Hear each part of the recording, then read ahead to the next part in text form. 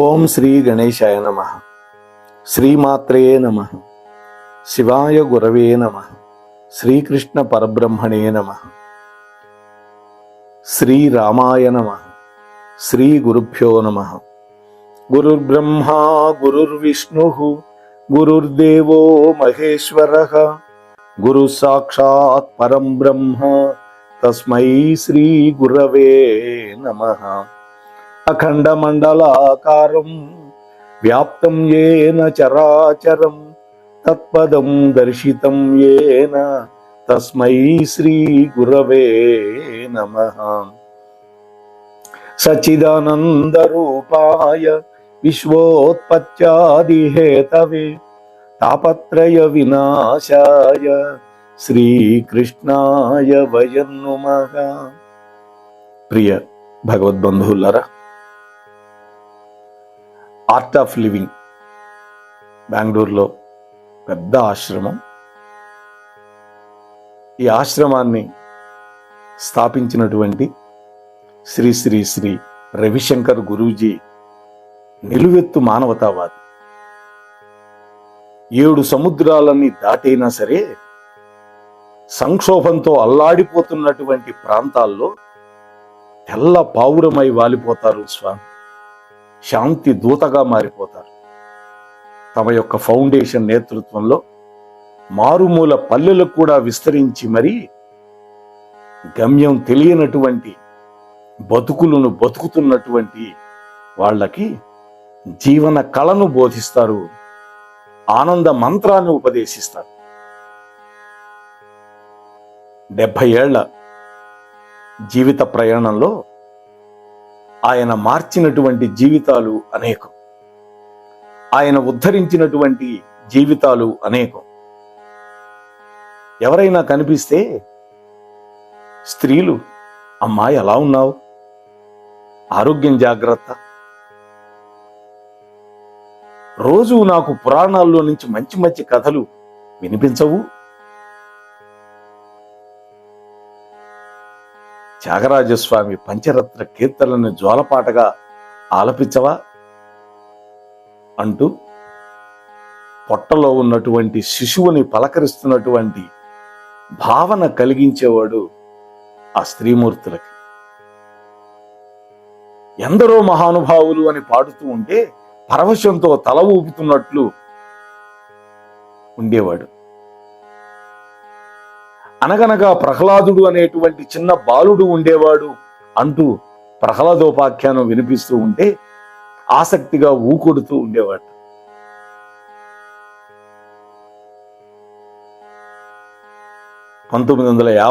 సంవత్సరం మే 13వ తేదీన రవిశంకర్ గురూజీ ఈ భూమి మీదకి అవతరించాడు.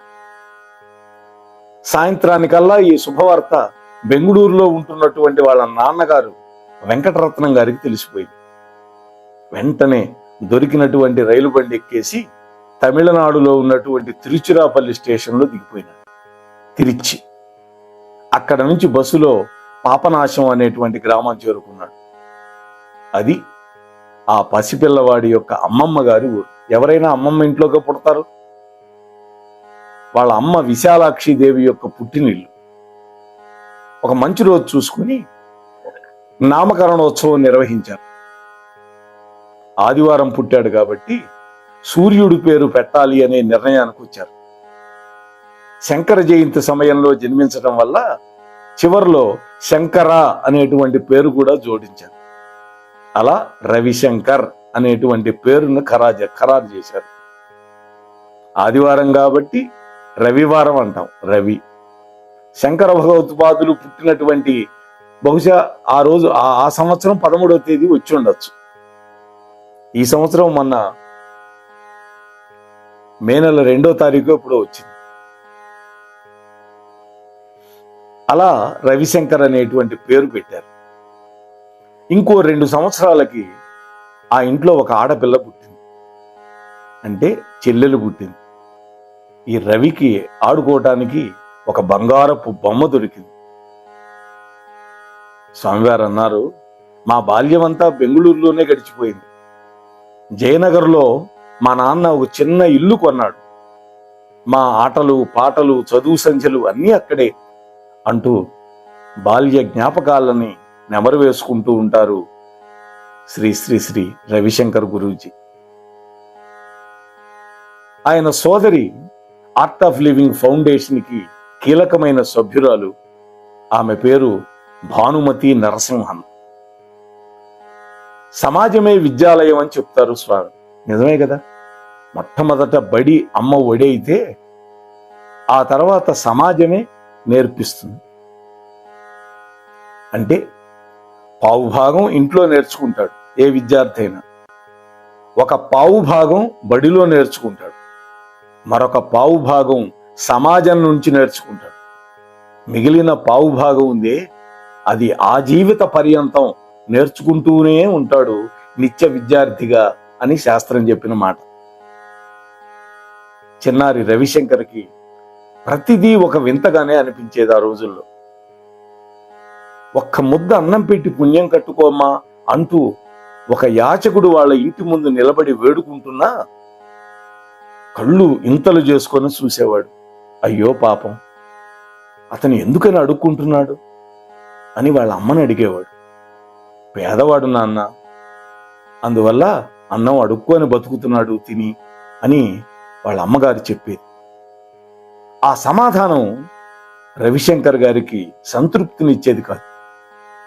అంత పేదవాడు ఎలా అయ్యాడు అతను అని రెట్టించి అడిగేవాడు. బాల్యంలో మనం కూడా అనేక ప్రశ్నలు వేస్తుంటాం, కానీ మనం అడిగేది పిచ్చి ప్రశ్నలు. కానీ మహానుభావులు ఎప్పుడు కూడా గొప్ప ప్రశ్నలే అడుగుతారండి. వాళ్ళ అమ్మ అనేది దేవుడు అలా సృష్టించాడు అని సర్ది చెప్పే ప్రయత్నం చేసేది. ఆ దేవుడు నాకు కనిపించని, అతన్ని పేదవాడిగా ఎందుకు పుట్టించావని గట్టిగా నిలదీస్తాను అంటూ గోడ మీద ఉన్నటువంటి దేవుడి యొక్క పటాల వైపు చూసి మాట్లాడేవాడు. అటువంటి పసివాడే పెద్ద అయిన తర్వాత చెప్పిన మాటలు ఏమిటి అంటే, మనం ఎప్పుడూ దేవుణ్ణి చూడలేం, చూసిన మరుక్షణమే మాయమైపోతాం, ఆయనలో లీనమైపోతాం. మనము దేవుడు, ఇద్దరిలో మిగిలేది దేవుడే అంటూ దైవత్వానికి అద్భుతమైన అందమైన వివరణ ఇచ్చేవారు ఇప్పుడు స్వామి. నిజమే, ఒక ఉప్పు పోసినటువంటి సంచిని సముద్రపు లోతులు చూడాలని ఆశపడిందండి.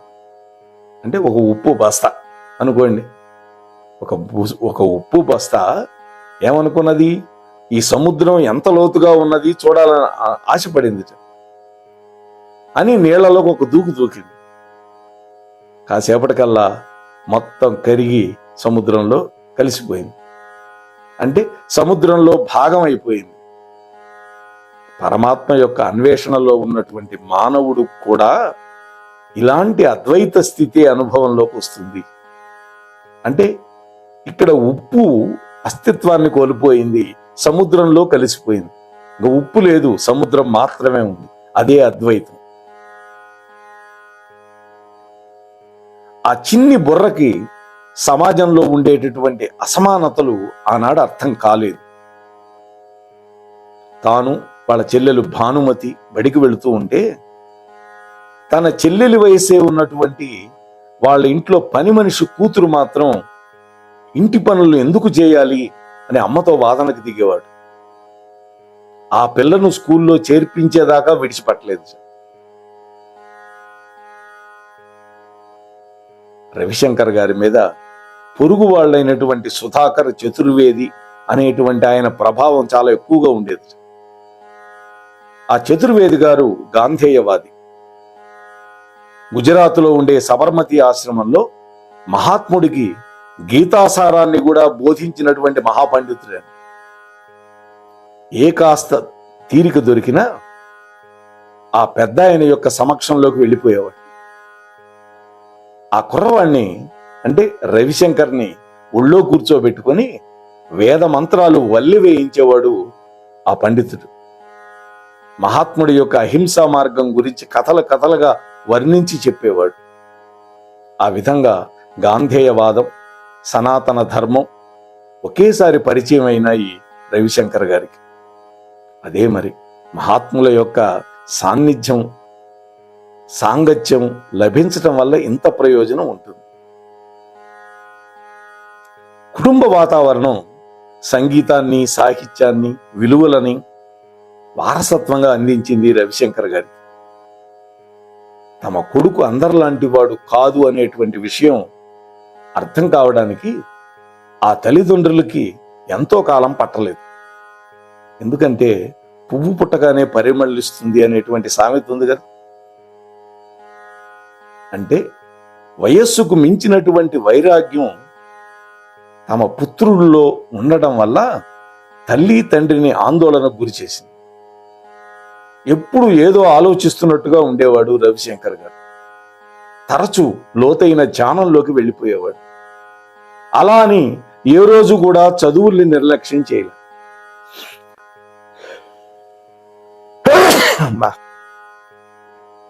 కేవలం 17 సంవత్సరాలకే బిఎస్సి పట్టా అందుకున్నాడు. మామూలుగా డిగ్రీ పూర్తి కావాలంటే 21 ఏళ్ళు కావాలి. 4 ఏళ్లకు ముందే పూర్తి చేశాడు. అసాధారణమైన మేధాశక్తి. మన సంకల్పం గనక బలంగా ఉంటే దాన్ని నిజం చేయడానికి సృష్టిలో ఉన్నటువంటి సమస్త శక్తులు ఏకం అవుతాయి అని చెప్తారు రవిశంకర్జీ. అయితే రవిశంకర్ విషయంలో కూడా అదే విధంగా జరిగిందని. నేనెవరు అనే ప్రశ్నకి సమాధానాన్ని అన్వేషిస్తున్నటువంటి ఆ కౌమార వయస్సులో ఉన్నటువంటి వాడికి ఆనాడు పూర్వం ఆధ్యాత్మికవేత్త మహర్షి మహేష్ యోగి గురించి తెలిసింది. చూశారా? కుతూహలం కొద్దీ ఆయన నేతృత్వంలోని భావాతీత ధ్యాన శిబిరానికి వెళ్ళాడు రవిశంకర్ గారు. క్రమంగా ఆ సంస్థతో అనుబంధాన్ని పెంచుకున్నాడు. ఒకసారి మహేష్ యోగిని కలిసే అవకాశం లభించింది. తొలి పరిచయంలోనే ఒకరికొకరు మంచి ఆత్మీయులుగా మారిపోయారు. తరచూ కలుసుకుంటూ ఉండేవాడు. సైన్సు, ఆధ్యాత్మికత ఈ రెండింటి మధ్య సంబంధాన్ని గురించి వాళ్ళిద్దరూ చర్చిస్తూ ఉండేవాడు. రవిశంకర్ గారిలో ఉండే జిజ్ఞాస నచ్చింది ఆయనకి. స్విట్జర్లాండ్లో ఉన్నటువంటి మహర్షి యూరోపియన్ రీసెర్చ్ యూనివర్సిటీలో చదువుకోవటానికి అవకాశం కల్పించాడు ఆ మహానుభావుడు రవి గారికి. రవిశంకర్ జీవితంలో అది చాలా కీలకమైనటువంటి దశ. అక్కడ నుంచి తరచూ చెల్లెలు భానుమతి గారికి ఉత్తరాలు రాస్తూ ఉండేవాడు. అందులో ఉభయ కుశలోపరి కంటే కూడా తాత్విక భావనలు ఎక్కువగా ఉండేవి. నెహ్రూ గారు కూడా జైల్లో ఉండి కూతురికి లేఖలు రాశారు. లెటర్స్ టు మై డాటర్ అనే బుక్ ఉంది. ప్యాంటు షర్టుతో విమానం ఎక్కినటువంటి ఆ యువకుడు 2 ఏళ్ల తర్వాత తెల్లటి కుర్తా ధోతి, కుర్తా అంటే లాల్చి, ధావతి, భుజాల వరకు జుత్తు, వెంట్రుకలు, సాధనతో సమకూరినటువంటి ఆధ్యాత్మిక తేజస్సు, ఒక ముని బాలకుడిలాగా తిరిగి వచ్చాడు. ఇది రవి ఉదయించాడు. ప్రపంచంలోని అజ్ఞానపు చీకట్లు మాయమైపోయాయి అనేవారు మహేష్ యోగి. ఆ తర్వాత కూడా తన గురువు గారి వెంట చాలా దేశాలు తిరిగాడు రవిశంకర్ గారు. ఆ పర్యటనలో రకరకాల వ్యక్తులను కలిశాడు. అనేక వేదికల మీద ప్రవచనం చేశాడు. ఆ అనుభవాలు తన ఆలోచనలను మరింతగా విస్తరించింది. ఒకరోజు మహేష్ యోగి తాను దేశవ్యాప్తంగా వేద పాఠశాలలు స్థాపించబోతున్నానని బెంగుళూరు శాఖ బాధ్యతను స్వీకరించమని రవి గారిని కోరాడు అనేది కంటే ఆజ్ఞ. గురువు యొక్క ఆజ్ఞను ఎలా కాదనగలుగుతాడు ఎవడైనా? వెంటనే రంగంలోకి దిగిపోయినాడు రవిశంకర్ గారు. దాదాపు 175 మంది విద్యార్థులని ఎంపిక చేసుకున్నాడు. వేద పాఠాలు మొదలైపోయినాయి. అంతలోనే మహేష్ యోగి యొక్క మనస్సు మారిపోయింది. ఆ విద్యాలయాలన్నీ ఢిల్లీకి తరలించాలని నిర్ణయించాడు, ఈ వేద పాఠశాలలని. కానీ దక్షిణాది పిల్లలు అంత దూరం పోలేరని, ఒకవేళ వెళ్ళినా ఆ వాతావరణంలో ఇమిడిపోలేరని రవిశంకర్ గారు భావించాడు. ఆ విద్యాలయాన్ని తానే నిర్వహించాలి అనుకున్నాను అని కూడా ఒక నిశ్చయానికి వచ్చాడు. అంతమంది పిల్లలు, 175 మంది, వాళ్ళందరినీ తమ ఇంట్లోనే ఉంచుకున్నాడు. తల్లి, తండ్రి, చెల్లి, రవి కుటుంబం అంతా కూడా ఆ వేద పాఠశాల నిర్వహణలో పాలు పంచుకుంటూ ఉండేవాడు. కొంతకాలానికి ఒక వ్యక్తి విదేశాలకు వెళుతూ తన సువిశాలమైనటువంటి భవనాన్ని వేద పాఠశాలకి ఇచ్చేశాడు. ఇంకా కొంతమంది నిత్యావసర వస్తువులన్నీ సమకూరుస్తూ ఉన్నారు. సహజంగా వేద పాఠశాలలో భోజనం కూడా పెట్టాలి. మా చీరాల్లో కూడా ఒక మహానుభావుడు నిర్వహిస్తూ ఉన్నాడు గోశాలని, వేద పాఠశాలని. అట్లా అనేక సమస్యలకు పరిష్కారం దొరికింది రవిశంకర్ గారికి. దీంతో రవిశంకర్ తన సాధన మీదే దృష్టి కేంద్రీకరించే అవకాశం లభించింది. ఎందువల్ల? పిల్లలకి భోజనానికి, వసతికి ఇబ్బంది లేకపోయినప్పుడు తాను తన సాధన చేయటానికి అవకాశం ఉంటుంది కదా. మన లోపల ఒక అమృత భాండం ఉంది. ఆ అమృతం యొక్క తీపిని మనం ఆస్వాదించాలి. అంతేకాదు, మన అందరి మనస్సుల్లో ఒక ఆనందం అనేటువంటి ఒక కాసారం ఉంది. కాసారం అంటే చెరువు. ఆ నీళ్లలో మనం మునకలేయాలి. మనలో ఒక తేజో మండలం ఉంది. ఆ కాంతిని మన హృదయంలో నింపుకోవాలి. అందుకు ధ్యానమే మార్గం. కానీ రకరకాల కారణాల వల్ల ధ్యానాన్ని సంక్లిష్టమైనటువంటి ప్రక్రియగా మార్చిపారేశారు కొంతమంది.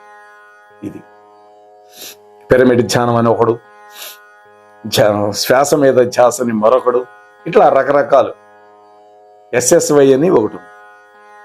అయితే గురూజీ ఏం చెప్పేవాళ్ళంటే, ఆ సంఖ్యలను ఛేదించాలి, సాధన మార్గాన్ని సమాజానికి దగ్గర చేయాలి, అంటే సులభతరం చేయాలి అని భావించేవారు రవిశంకర్ గురూజీ.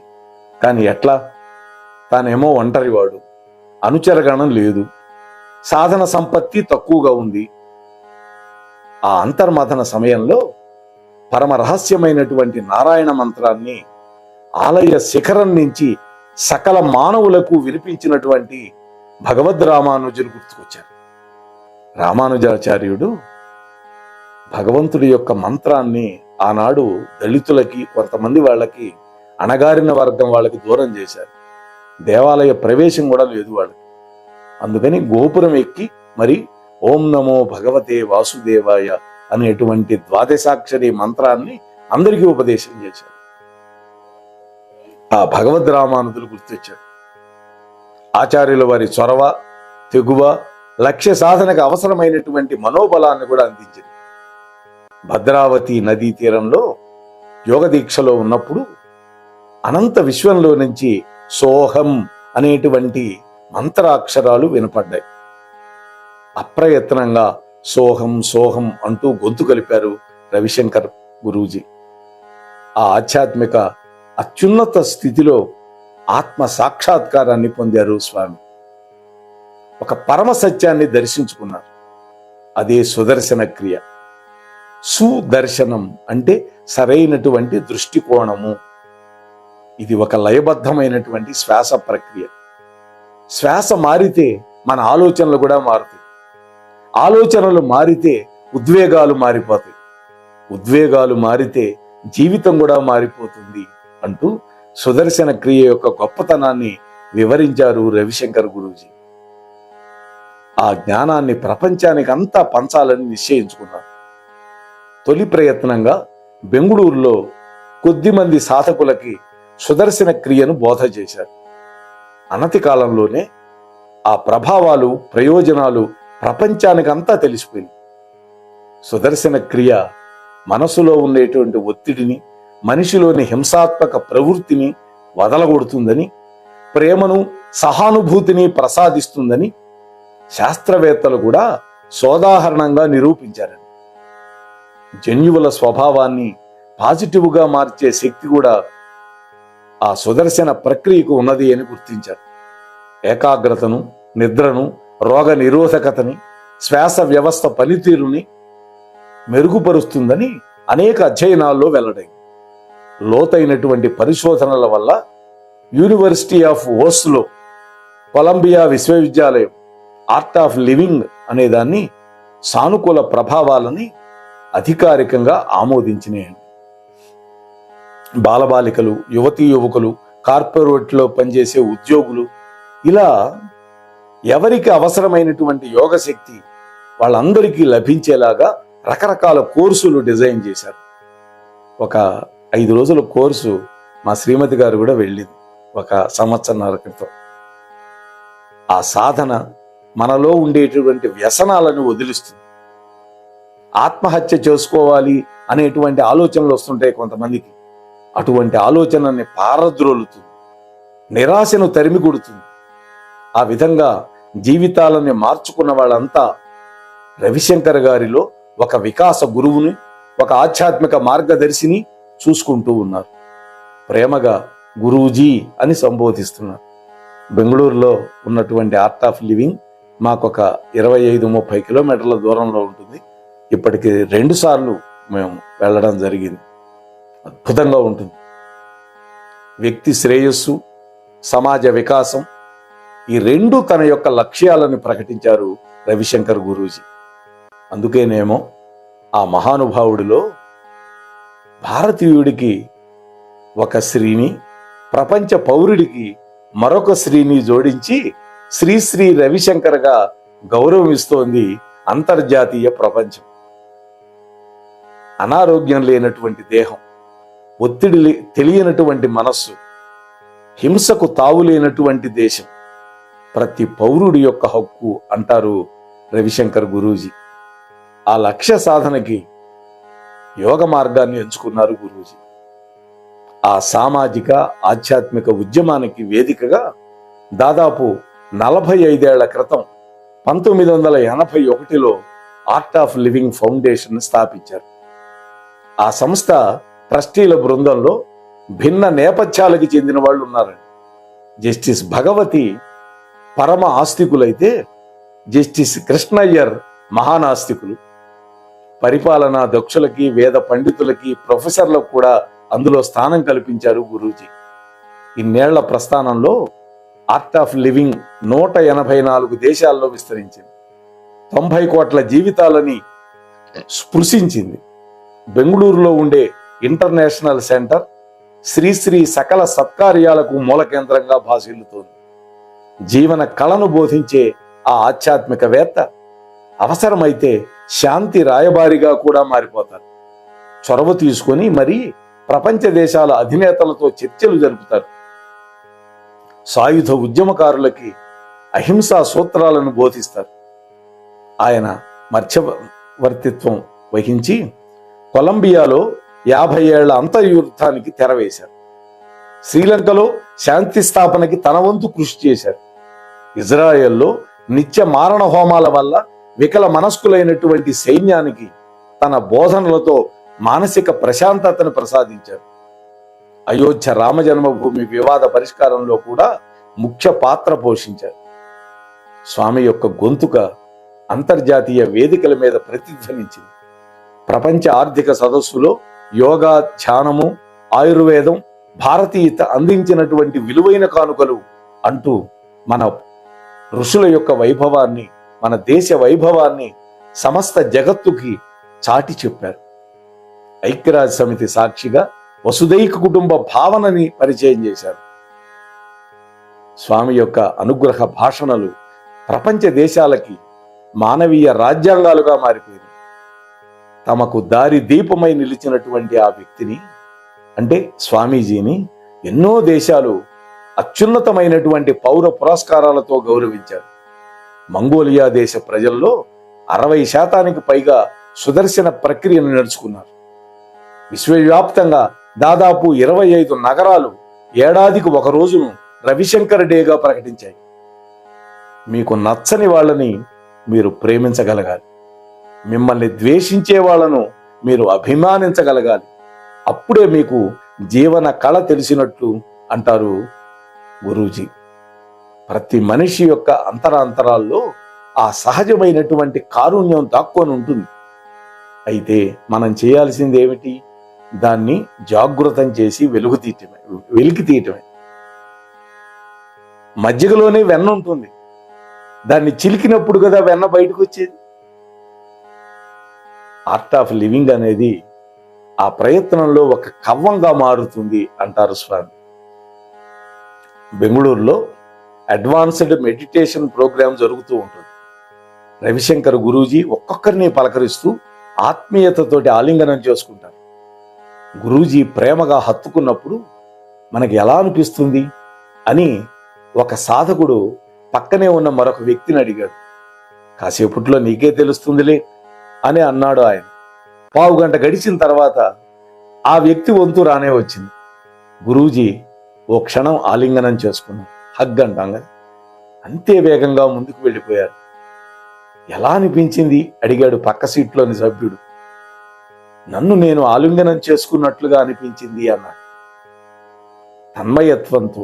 నిజమేగా, కొన్నిసార్లు గురువు ఉప్పు సంచి పాత్రను పోషిస్తాడు. నువ్వు సముద్రానివి సుమా అనే విషయాన్ని శిష్యుడికి గుర్తు చేయటం కోసం. అందుకేనేమో నిన్ను నీకు పరిచయం చేయడమే నా పని అంటారు శ్రీ శ్రీ రవిశంకర్ గురూజీ. సేవాయోగం ఏంటంటే సంతోషంగా ఉన్నా దుఃఖంగా అనిపించినా వెంటనే ఏదో ఒక మంచి పని చేయండి అంటారు.